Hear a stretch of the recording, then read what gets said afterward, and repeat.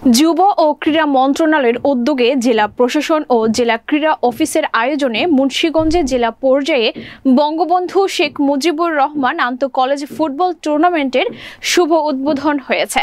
মুন্সিগঞ্জ থেকে আনিসুর রহমান রলিনের প্রতিবেদনে থাকছে বিস্তারিত। মঙ্গলবার 10টায় শহীদ ফ্লাইট লেফটেন্যান্ট মতিউর রহমান স্টেডিয়ামে উক্ত টুর্নামেন্টের শুভ উদ্বোধন করেন জেলা প্রশাসক আবু জাফর রিপন বিপিএ।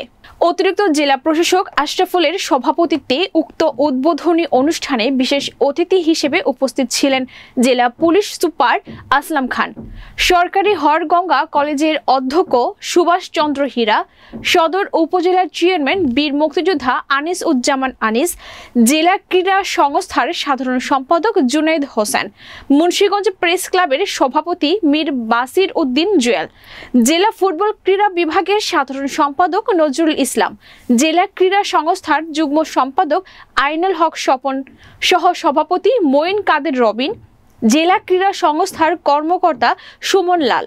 অনুষ্ঠানটি সঞ্চালনা করেন বীর মুক্তিযোদ্ধা মতিউর ইসলাম হিরো। অনুষ্ঠানে স্বাগত বক্তব্য রাখেন জেলা ক্রীড়া অফিসার খাদিজা পারভিন।